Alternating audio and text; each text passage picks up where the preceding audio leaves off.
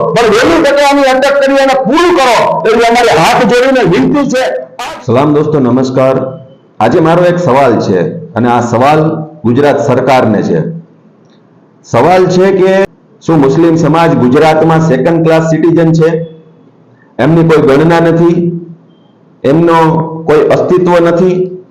આ વાત હું એટલા માટે કહી રહ્યો છું કે મોરબીની અંદર તારીખ 17/4/2024 ના રોજ એક યાત્રા નીકળે છે।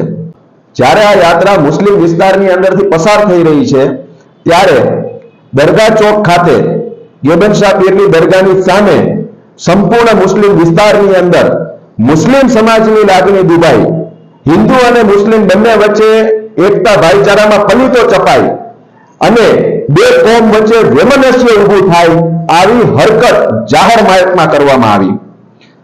એ યાત્રાની સાથે જે ડીજે હતું એ ડીજે નું સંગીત રોકવામાં આવ્યું અને માઇક્રોફોન હાથમાં લઈ અને એક મહિલાએ બેફામ રીતે ત્યાં નારા નાખવામાં આવ્યા અને આ નારા મુસ્લિમ સમાજની લાગણી સીધી લીટીમાં દુભાઈ એ રીતે હતા।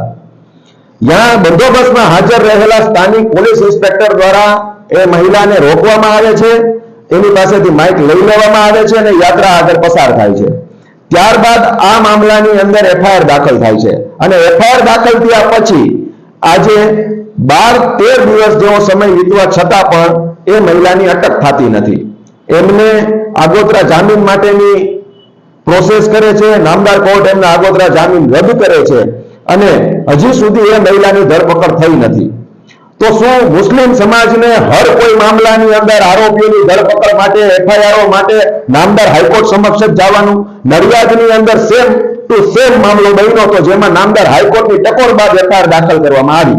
ગારિયાધાર તાલુકાનું ખોડવદરી ગામ છે, 9 વર્ષના બાળકની હત્યા થાય છે। એ એવીએમઓથી એ મૃતદેહ મળેલો છે કે જેમાં ફોન કરી અને જાણવા મળેલ છે કે ભાઈ આ જગ્યાએ લાશ છે, તેમ છતાં પોલીસથી હજી ગુનો ડિટેક્ટ નથી થતો। શું મુસ્લિમ સમુદાયને દરેક જગ્યાએ આવેદનપત્રો લઈને ઉભા રહેવાના, દરેક વખતે નામદાર હાઈકોર્ટ સમક્ષ જવાનું, દરેક વખતે તમારી પાસે હાજીજી કરવાની, દરેક વખતે ટ્વીટ કરવાના, દરેક વખતે રજૂઆતો કરવાની અને દરેક વખતે ક્યાંય પણ જો રજૂઆત કરવા જાય તો પણ મુસ્લિમ સમુદાયના યુવાનો છે એની સાથે તમારા કાયદો અને વ્યવસ્થાની સ્થિતિ તરત એનાથી બગડી જાય છે। મહેરબાની કરીને ગુજરાતના રાજ્યના ગૃહમંત્રી શ્રીને મારી વિનંતી છે કે જે રીતે મુસ્લિમ સમુદાયના કોઈ વ્યક્તિ કઈ પણ બોલે છે અને જે રીતે તમામ એજન્સીઓ કામે લાગી જાય છે અને લઈ આવે છે, અમે તો એની પણ સરાહના કરી છે, ત્યારે પણ કોઈ મુસ્લિમ સમુદાયના વ્યક્તિએ કદાચ કોઈ ગુનો કર્યો હોય, પોલીસે સારી કામગીરી કરી હોય તો ટીવી ચેનલોની અંદર પણ અમે એની સરાહના કરી છે ગુજરાત પોલીસની। તો એ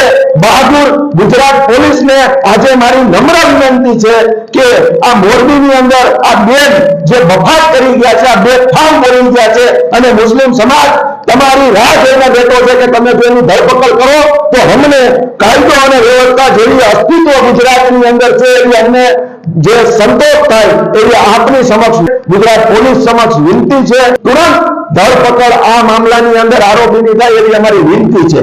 અમે કોઈ અલ્ટિમેટમ આપવામાં માંગતા નથી। આપ જે પગાર લ્યો છો એ લોકોના ટેક્સના પૈસાનો પગાર છે ને એ ટેક્સ અમે પણ ક્યાંક આપીએ છીએ, એટલે મહેરબાની કરી અને આ આરોપી છે એને અટક કરીને આ મામલાને પૂરો કરો, કારણ કે સમગ્ર ગુજરાતના મુસ્લિમ સમાજની લાગણી દુભાણી છે। તમામ મુસ્લિમ સમાજના લોકો એકબીજા ચર્ચા કરી રહ્યા છે, સમાજના આગેવાનોને રોજના 200 ફોન આવ્યો છે કે આ મામલામાં ધરપકડ નથી થઈ, ધરપકડ નથી થઈ, ધરપકડ નથી થઈ। એટલે આ બાહ્યશ્રીને મારે વિનંતી છે કે તમને ખબર જ હતી જે તે સમયે તમે જ્યારે માઇક એની પાસેથી જતી લીધી એ વ્યક્તિ પાસેથી, તમને ખબર જ હતી કે આરોપી છે તો એમની અટક શા માટે ન કરી, અને ન કરી તો કઈ નહીં, તમને મજા આવે ત્યારે તમે તારે કરજો, પણ વહેલી તકે આની અટક કરી અને પૂરું કરો એવી અમારી હાથ જોડીને વિનંતી છે। આ જ વાત સાથે આપના ભાઈનું સલામ।